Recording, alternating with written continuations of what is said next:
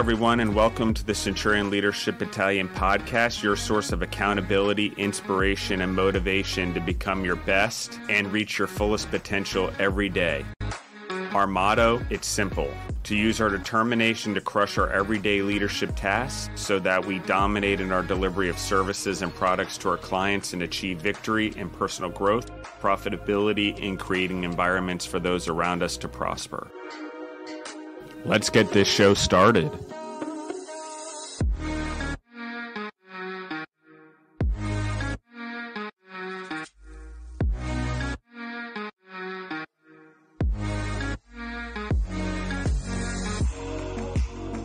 Welcome back to the Centurion Leadership Battalion podcast. I am your host, Alaina, and I'm so excited to welcome back to the podcast Justin Bizzarro. Welcome, Justin. How are you? I'm good. How are you? Good. We're happy to have you back on the podcast. I'm happy to be back. Awesome. So today we're going to dive into another question topic like we did in our last episode. And today, the question we're going to cover together is, where do you feel that leadership is best developed? So I'm going to leave that open-ended. I'm going to let you just dive in and we'll see where we go with the conversation today. I think honestly, it's developed. If we really want to be stewards of leadership, we have to start with our children right immediately. And what does that look like? What does leadership actually look like? I think is really what it comes down to. And how do we develop that leadership?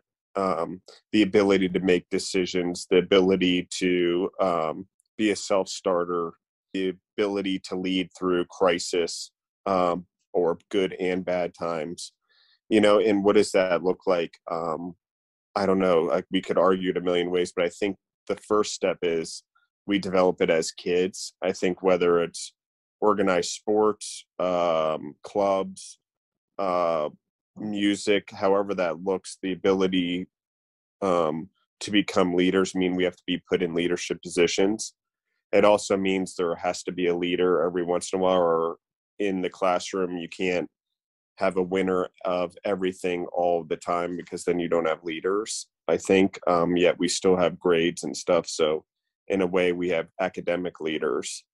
So I think that, it doesn't necessarily come in any way, shape, or form.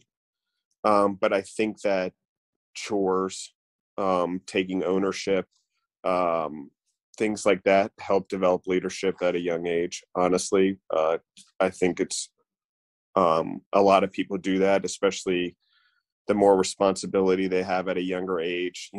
People talk about paper routes or their side hustles or getting a job or having to work.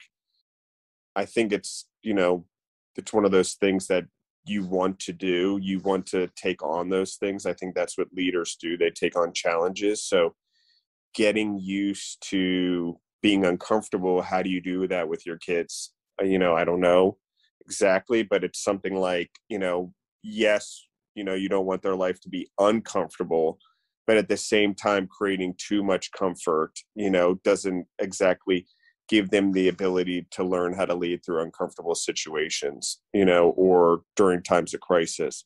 So it's like finding that balance, as anything. So, books, I think there's children's books that are out there. Andy Frisella, Jocko Willink, they have a lot of books that I think help develop leadership qualities or entrepreneurship qualities, which can sometimes go hand in hand. So I think that if we really dive into schools, like at the fundamental basis, we don't teach leadership as a class in our elementary schools or from an early on age, or what it means to be leaders or lead a group.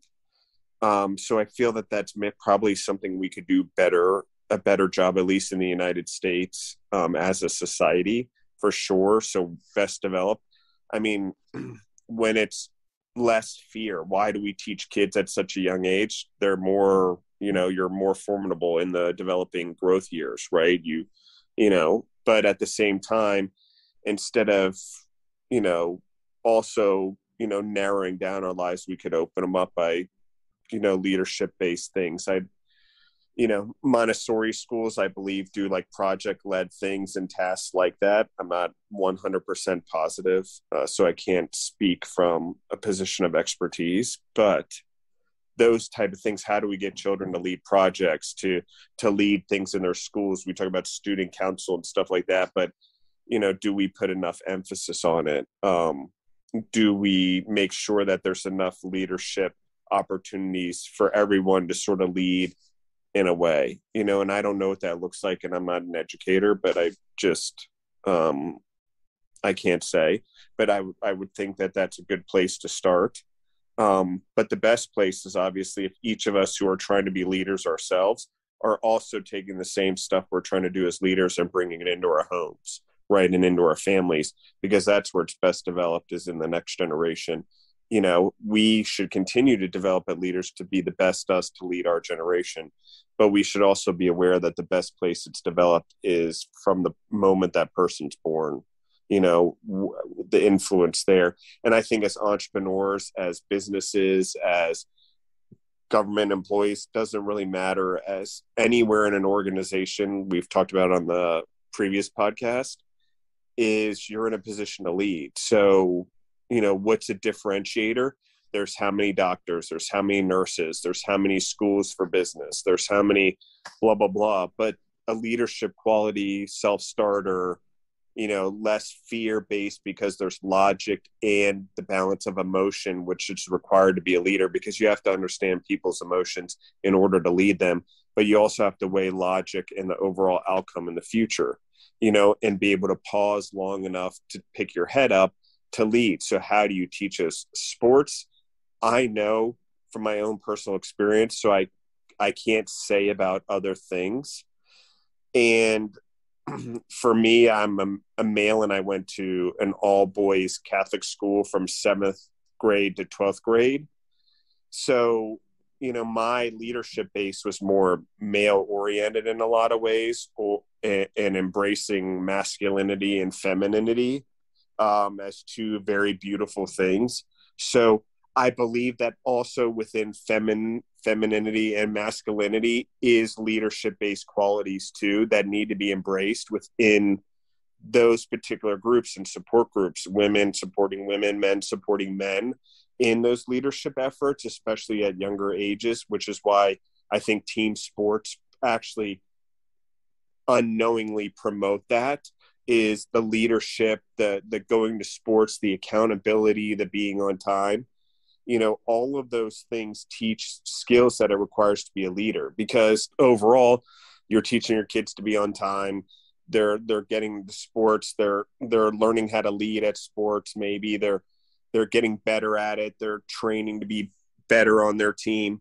Maybe all of those things are happening, but those are all things necessary to be a leader too, because you're going to have losing matches, you're going to have winning matches, but as long as you're progressing and moving forward and inspiring those around you to do the same, those leadership qualities are balanced there.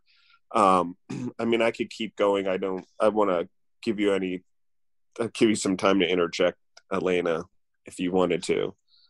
Yeah, that's all so helpful. And I definitely think that, in those childhood years and early education, you can really refine and first discover, then really build on and refine those characteristics that you need to be a leader. But do you think that, let's say there's someone who didn't have, the same opportunities. I'm reading a book right now called Rich Dad, Poor Dad. I don't know if you've heard of it or if you've read it. Yeah. It's awesome. Yeah. And so it's just really eye-opening that, the experiences we have as children and the opportunities and the influences can really shape us in who we become in our adult years. And so do you think, someone who's not given the same opportunities or doesn't have the same role models, et cetera, has the same, shot at becoming a leader in their adult life? Yes and no. I think some of it depends on the person and what they're willing to do, and sort of the hunger. I think there's a smaller percentage, but the people that just work their way out of really horrible circumstances, no matter how bad the influences are, I think there are those people. I think we hear about them. I think they're rare just because it is so difficult without given opportunity to do that. So to answer the question, the key is exposure, like anything else. How do you build a well-rounded child or leader? In my opinion, exposure to multiple cultures, exposure to multiple foods, exposure to different leadership styles, because each person leads in their own way.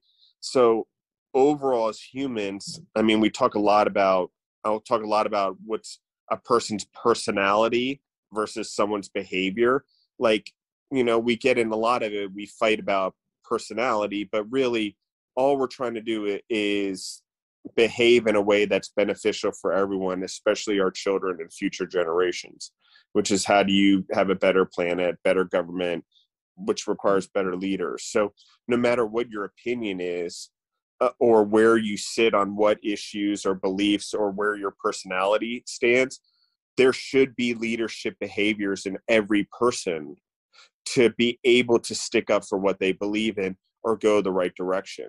And it very well likelihood that a majority of the people could disagree with me, but I may still have to lead through that. And that's a hard circumstance in today's world where peer pressure is a thing and conformity is a thing, as it's always been.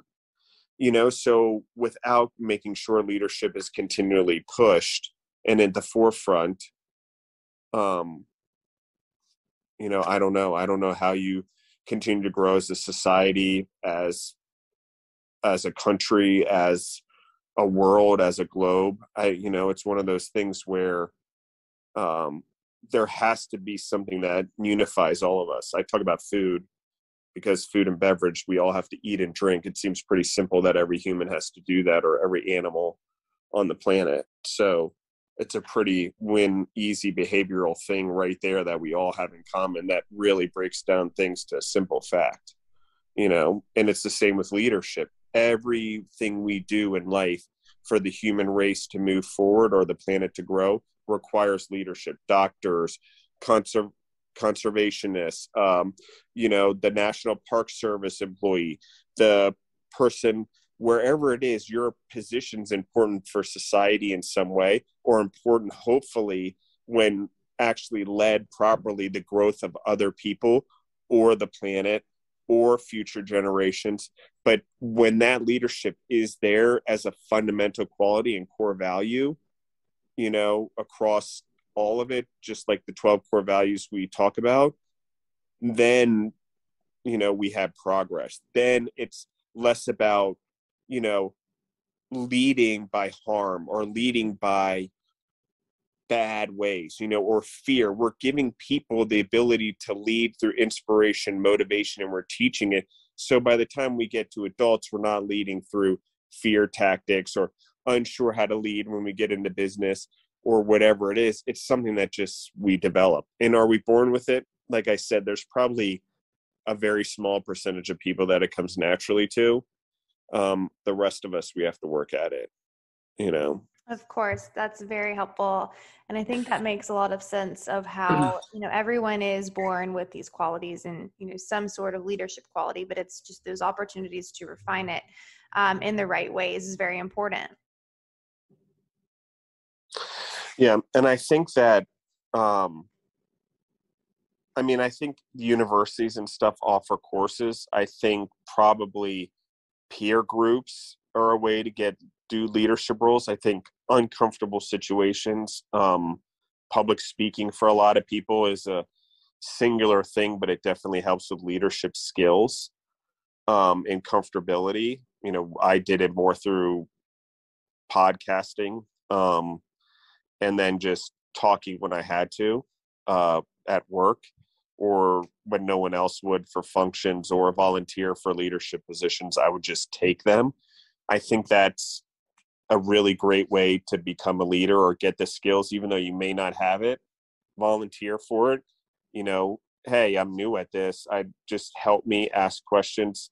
I think make the mistakes on the front side versus the back side.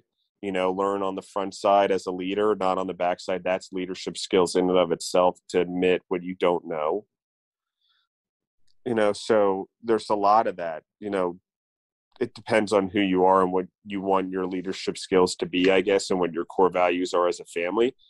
But I mean, let's break it down even further. I mean, as adults, I think we should go out of our norm and play sports or do things and push ourselves into leadership or uncomfortable positions, or coaching our children, but do it not only from teaching them a sport, but actually leading them, giving them skills to, not just play that sport, but a lifetime set of skills, a lifetime teacher while you have the influence. So I think there's that. But I think as adults, it's just reading, we talk a lot about it. It's going out there and volunteering, putting yourself in positions to lead, but also willing to be led, I think has a huge part of it. And then even as in our younger years, teaching that leadership and what it means. And when someone takes a leadership role, how that matters, or what we can do when we are being led, I think is a big part of leadership as well, because how can you lead if you don't actually understand how to be led?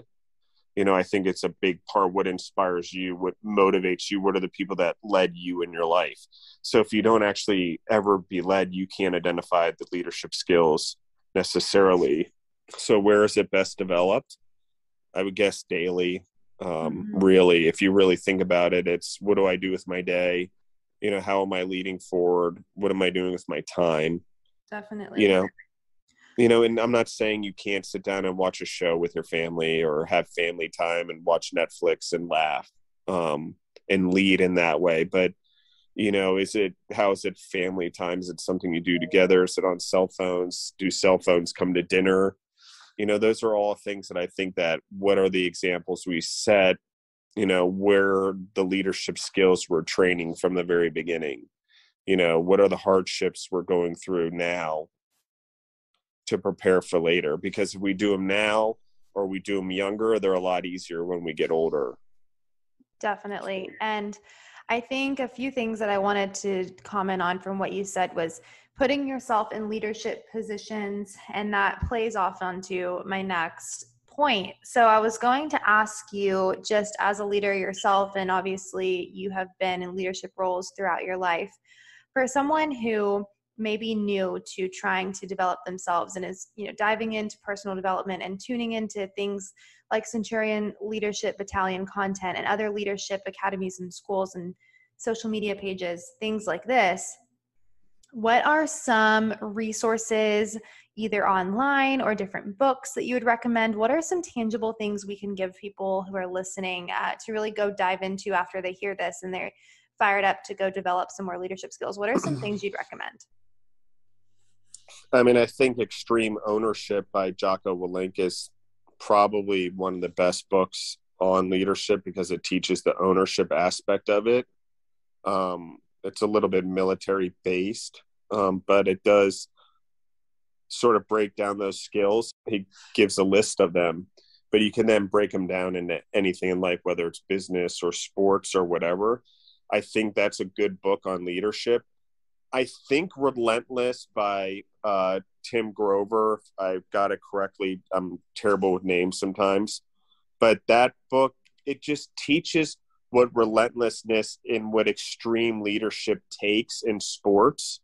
And it's not always about being liked by everyone. And just because everyone doesn't like you doesn't mean you're not leading them. And I don't mean it in a bad way. I mean, leaders are the ones who push people into uncomfortability also. And I often, at Food Service Partners, this is a hard thing, because there are sometimes where they're like, why are we doing this? There's probably a better way to do it. And I'm like, well, we've just got to get used to doing it this way on something simple. So when we have to do it, when something hard comes in, we're already used to expanding in this direction or adding shifts in this way. So the leadership's got to be leading where he's preparing everyone in advance. If you were on a Navy ship or submarine, you would do drills all the time, right? That's preparing That's leadership seeing that there could be an issue down the road, so they're preparing for that issue where it's becoming habit. I think so. That's where the military thing is. I think anytime you develop habits, like an Atomic Habit book, or I can't remember the other book. I think maybe it's called The Power of Habits. It's a little bit older. It's a yellow cover. And I can't remember the author's name of either book. But the point being is, what we don't realize is that leadership is the ability to be creative and dream and set high goals and get up to evangelical heights with our message and get people to believe it. How we do that as a leader, whether we abuse that privilege or we use it for the greater good, and we do it as what's beneficial for me, or we do it what's beneficial for the whole and let the whole be a part of it, is a lot. I think leadership and entrepreneurship are all on the good side. If you take dictatorship, despotism, yes, they led people by definition, but I wouldn't call it leadership. I think it's the wrong use of the word, because leadership should have a positive outcome, and we should use the word as such. If it's not, we should find a better word when people lead people to do the wrong thing, a better word, because while they are leading and they show leadership qualities, it is not leadership, at least by my definition. And I think we should be clear on what words mean what, and give them very distinct language when it comes to this. So that being said, building habits, we're a reflection of that. If we lead by example, people see that and are attracted to those habits. And those habits form structure in our life so we can be creative, so we can stand up at evangelical heights, because creativity is also done within structure, So as long as you allow it, as long as you don't restrict it, I think there's difference between control and boundaries, and within boundaries, there is creativity. Leading in the family is creating those boundaries for your kids, so they're not so controlled, but there's boundaries so they don't kill anyone or themselves or damage themselves or something too badly.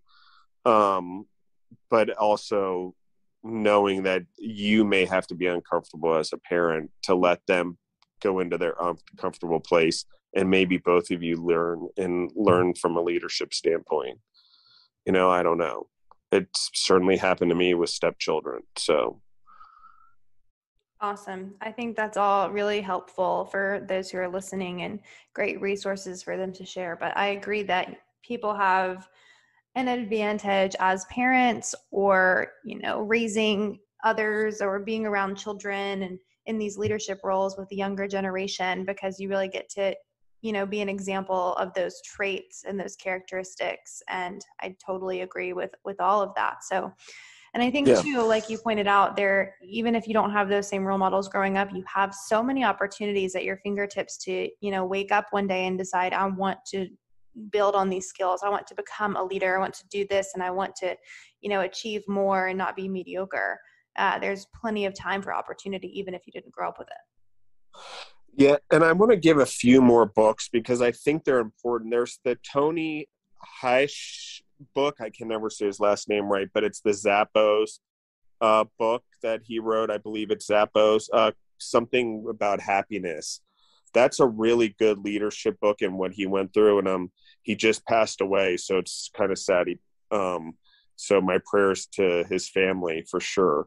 But that book, Delivering Happiness, I believe is the name of the book, and it's about building Zappos. It's an incredible book on leading a company through a situation, or what it takes, the long-term determination to lead. Because often leaders aren't in the seconds, they're in the years. And so, and they're often not realized until reflection, not during the time. And so I think that's a lot of what we have to understand, is that you're not going to be recognized as a leader or a great leader at the time, and maybe not even while you're alive. So the point of doing it is, what we're talking about is to give back to that next generation, or a better future generations, period. So I think that, the books like that are important, seeing what companies like that do to build leadership programs in their company, like Zappos did. I want to give a couple more books just because Leadership, I think it's John Maxwell. That's a great one. And he has 2 books that are back to back on leadership. I can't remember what the next one is. One's blue, one's red, but they're right there and they're both around that leadership book. Both books are incredible on leadership, in my opinion. Tony Hawk, Unlikely CEO, phenomenal book from a leadership standpoint, of an entrepreneurial standpoint. He took something that was a new sport that was different, that no one thought would be worth anything, and created a business career and has led future generations to have the same careers that he did. If you look at certain artists or people, Dr. Dre, one of the things he loves is he talks about getting young Blacks out of poverty, right? He knows what it was like to struggle. So his whole goal, while he's wealthy and making great music, is also to give everyone all the opportunity he had and more. So you've got to go reach back into where you come from and come out. I mean, that's part of leadership, and finding those individuals that do that, or the podcasts of people that do that. Like, real leaders are the ones who are leading for the time that they're not here. Mm-hmm. And so, getting our kids to lead, to understand leadership, that in our family, whether they're older brothers or older sisters, or planning vacations. I'm going to keep going here. I know we're trying to go shorter, but I think it's just such an important thing that we really, every opportunity we have is them to lead, is for us to lead. I think often we want to give people answers versus asking questions to help people get to answers on their own. And same with our children. They can figure it out, but if we let them lead themselves to the answer, then we're preparing them for leadership versus us giving it to them. So that's my soapbox for today. Thanks for giving it to me, Alaina. I guess I got pretty wound up on that one. I think that's awesome, the passion behind everything that you're sharing and continue to create with, Centurion Battalion, and just all these opportunities for others to get involved. I think we make it very easy for people to be inspired and have, enough information to build off of. So all these books are very helpful, and I'll definitely be linking those up into the description so that others can check them out and find the links to those. So thank you so much just for giving this time and energy into delivering this information, and I really appreciate it. And you're welcome. And I think it goes back to core value number 8, right? It's committed to dominate daily and take initiative. You got to do it. You got to take the initiative to lead, and you got to be committed to do it daily. So absolutely. Well, we will be back next week with another question and topic episode, and we are really excited to dive into that. So thank you so much again, and we'll talk next week. All right. Thank you, Alaina.